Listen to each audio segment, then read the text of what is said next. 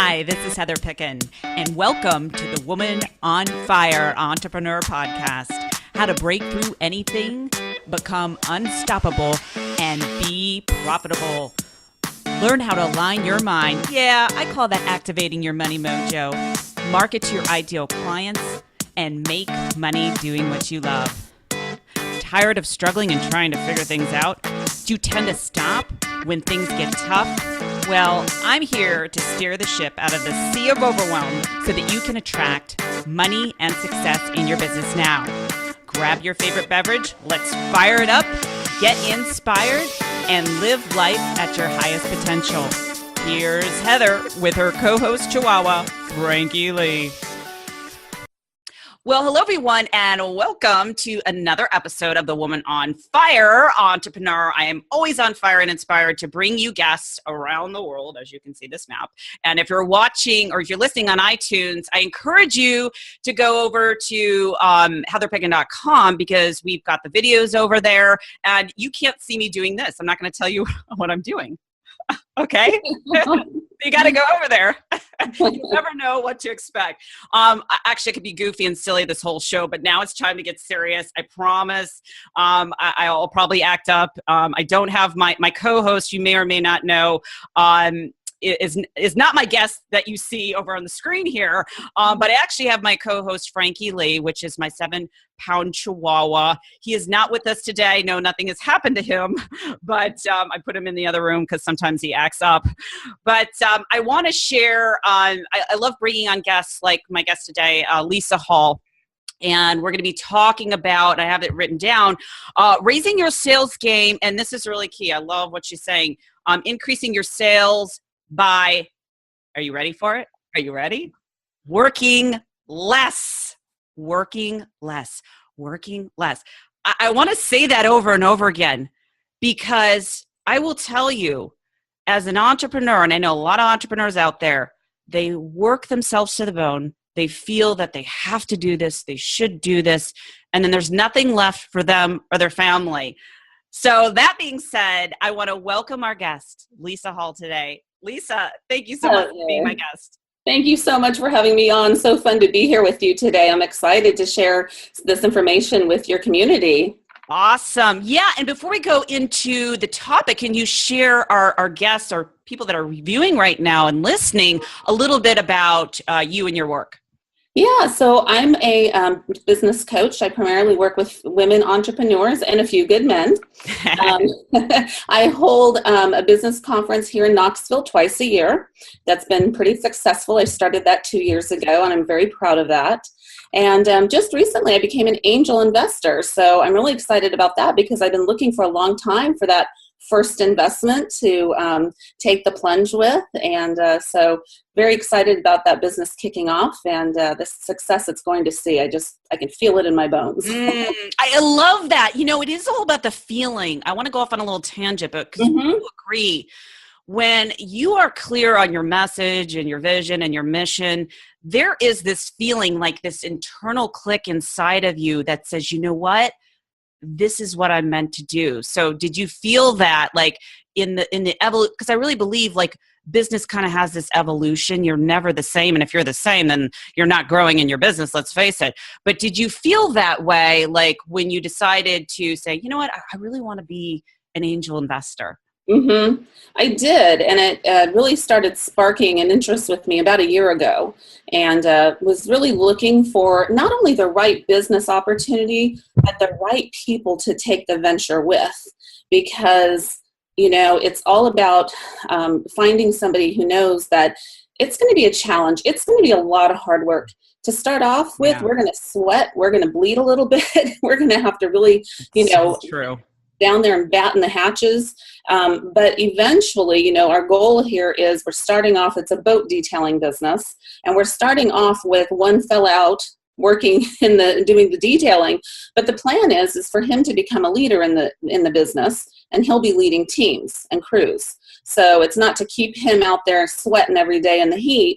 It's to really grow that business. And so perfect young couple to take this venture with. And so for me, it was a double sword. It was finding a niche and a need in the area that I live, but it was also finding the right people to take the venture with. I love that. That's such a great story. And, you had mentioned, being successful in your business, the importance of that. And we're going to talk about sales. We're going to talk about increasing sales and working less because, I believe that everyone has the potential to do magnificent things and make a lot of money doing what they love. I really believe that. And, I don't like to sugarcoat it either because you do have to work. I mean, you have to be strategic. You've got to, get some sweat equity in there. Right. You got to get in there. You've got to learn a new skill set. Oh my gosh, I got to learn sales. Oh no, I didn't even think about me. Right. And, it's all part of it. But once you master that skill set, man, you're on fire. So I want to start off with this because normally I like to ask my guests, what do you find are the biggest mistakes when it comes to increasing your sales in your business? Let's start there. Okay, good question. There's a couple of things, really. The first one is not understanding your true value.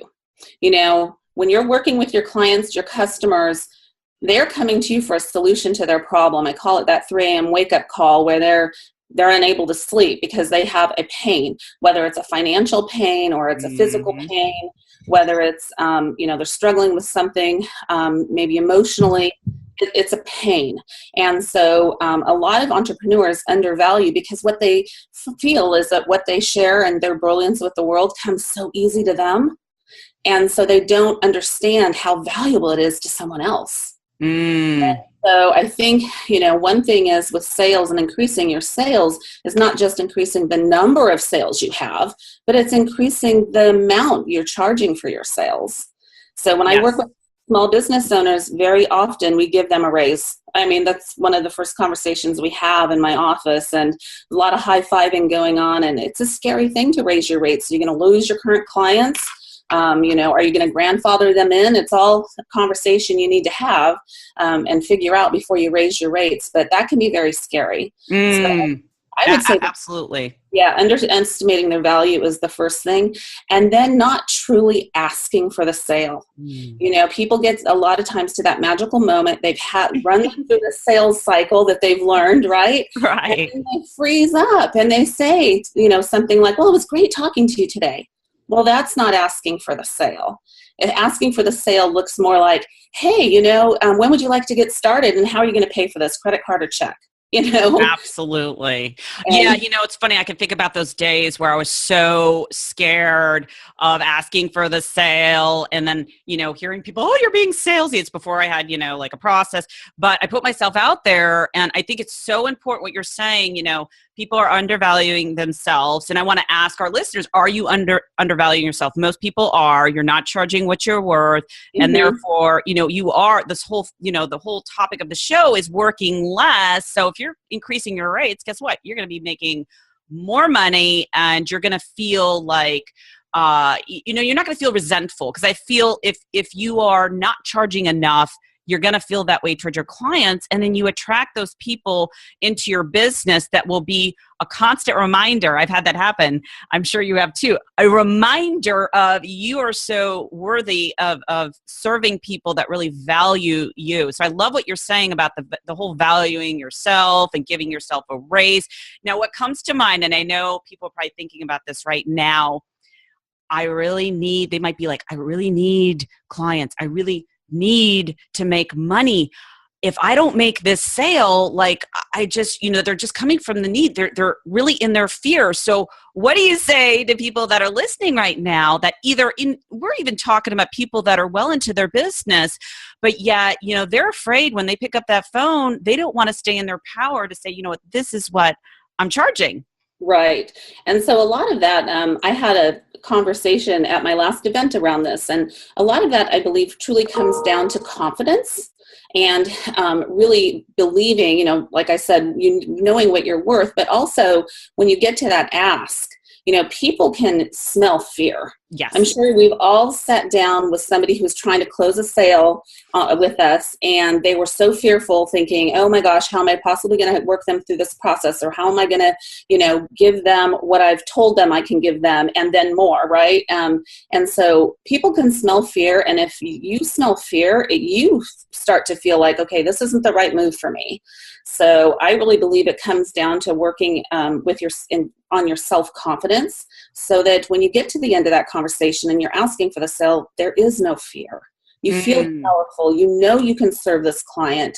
And so some of that, there's a lot of things you can do to work on self-confidence. The thing I love most about the area of self-confidence is that it's not an elusive trait. It is something that we can become better at, but it is a skill set that needs practice. So when I work with clients, we will actually do practice runs of their sales conversation. We'll do one where it's really easy. We'll do a conversation where it's really challenging. And so I would encourage your viewers to find an accountability partner and practice the sales conversations, and purposely set out to, give the person, your accountability partner, some crazy answers to questions, and, don't make it such a smooth process. Be a difficult sale. Right. But then also to have some that are really relatively easy, because that's going to help you gain your confidence level too. Like, oh, I can do this. I can ease into this. And, visualizing that sales conversation before you go in, I think is key as well. And visualizing it being a success. And how is that going to feel when you take their credit card number and you set up their first appointment? Right. How is that going to feel? And what are you going to be able to do with that money? I love that. Are you going to be able to pay a bill, or are you going to be able to put it in your pot for a vacation you're saving up for? Either way, it's empowering to know that you're going to be able to do something with the money. I love that. Yeah, I love that. I love what you're saying, and I totally agree. Like, confidence is so important. I was sharing something with someone the other day. Like, listen, you can have the same skill set as someone, charge, let's say, for example, $200 an hour for a session. You get another person charging $2,000. What is the difference? The only difference is confidence. So in knowing that, would you want to work on your confidence to make more money? And it's so simple. The answer's so easy, yet people fail because they have to work on themselves mentally. And I find it's the biggest thing. You're going to make as much money or little money to the degree that you work on your confidence. And I remember years ago when I was giving my first presentation. I used to be in Toastmasters, which is a national speaking organization for those people that don't know that. I was shaking. I was like, I was so shaking. I was so fearful. And after I got through that one speech, it was so easy. But, anytime you do something for the first time, you're going to feel awkward. And my thing is, like, just do it. And who cares if it's a train wreck? Because then you got through it, and then you know what to do the next time, right? Right. Well, and here's the thing. I really, truly believe this. When you're doing something that for the first time and you're pushing yourself to do it, trust me, there are people in the room who are wondering how you're doing that. They're in awe of what you're doing. Now, of course, there's the naysayers and the whatnots. But you know what? I just push them aside. I just don't give them a second, dose of my energy. I just push them away, because here's the thing. Those people that are meant to work with us, they're going to resonate with us. Who we are as a real human being. I think we've all been to presentations or events where there's kind of that plastic person speaking. Yes. And I've noticed when I've gone to those kind of events, people aren't lining up to talk to them afterwards because they feel put off. Right. But if you're approachable, people will be lining up to speak to you. But I think that it really does come down to, again, to that, like you said, Heather, just pushing yourself until outside of your comfort zone. I think we've all seen that Venn diagram that travels around Facebook every once in a while of the circle. And it's like, here's where the magic happens, way over here outside the circle, It's so true. I was just doing a video earlier today, and I was saying, we're always seeking support in our business or in our life. Like, I want to be supported, but it really is the point of us growing through the people that challenge us in those challenging situations, because you grow on the brink of the support of the challenge, and of course the equal support. But people don't want the challenge. They're like, no, I don't want the challenge. But if you don't put yourself out there, like if you're not getting on the phone, having a sales conversation, standing in your prices, then you're never going to get to the next level of your, what I call your self-evolution in your business or in your life. You're going to play like really small. And, I don't know about you, Lisa, but, you definitely seem like you're a woman on fire, but don't you want to have a big vision? Don't you want to make a lot of money and do whatever you want to do with it? I don't care. But I just think, we really need to play full out. And I just love this conversation that you're speaking about, getting out there, stop burning yourself out. Now, I know when you have created something in your business, there's always a story behind it. Mm-hmm. What is your story that got you to the point of, I want to make more money and I want to work less? Right. Well, actually, you know what? I will say, I have to be honest, it wasn't really that long from now, from this point. So for the first time this year, I took the most time off I've ever taken. I actually scheduled and took a month-long vacation. I went to 2 different locations, but I took a month off. Nice. And other than when I had my babies, that's the longest I've ever been off from work. And I don't think having a baby really qualifies because you're new babies. So, and a couple of things I really discovered is that I was not following my own advice all the time. I was working way too many hours.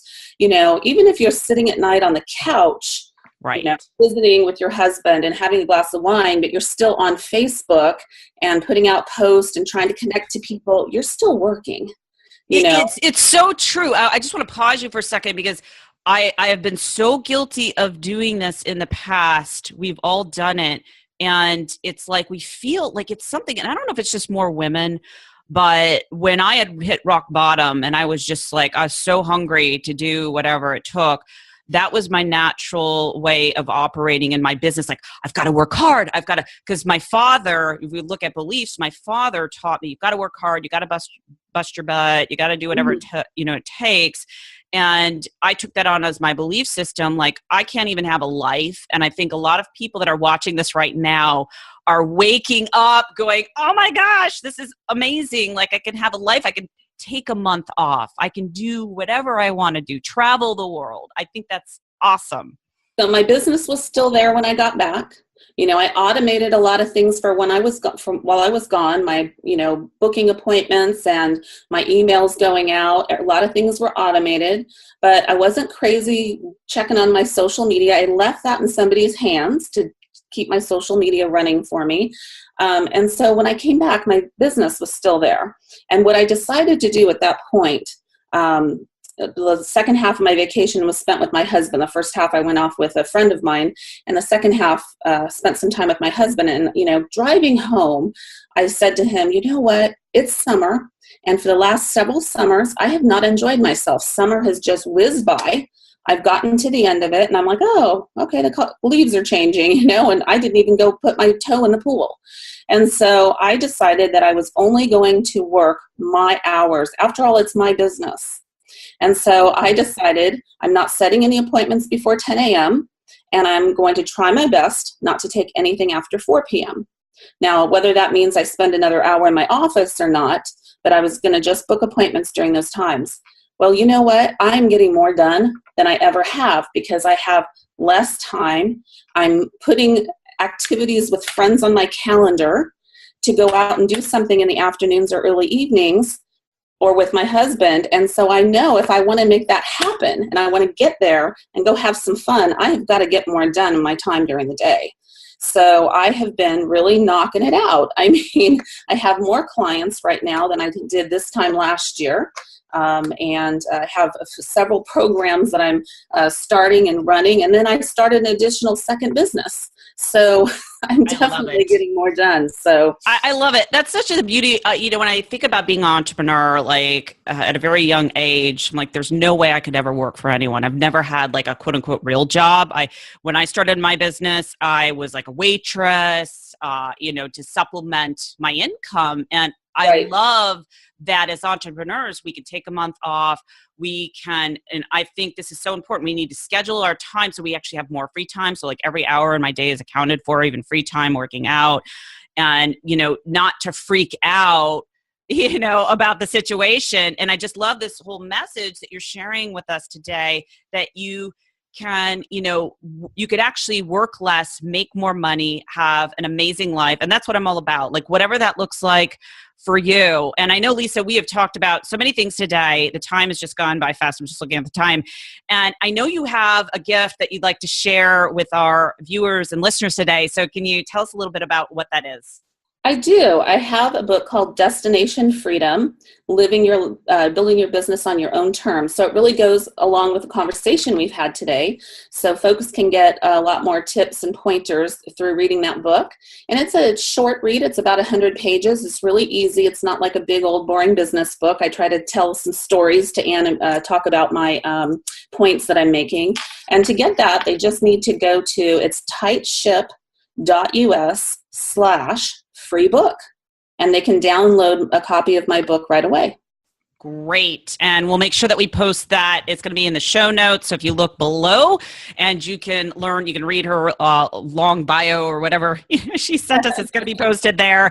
But Lisa, thank you so much, for sharing your wisdom, your experience, and really helping other entrepreneurs out there that are second guessing themselves. Can I raise my prices? I am so sick of working, so many hours. And I have to agree, since I cut back my hours, I'm like, I've got a lot of free time on my hands.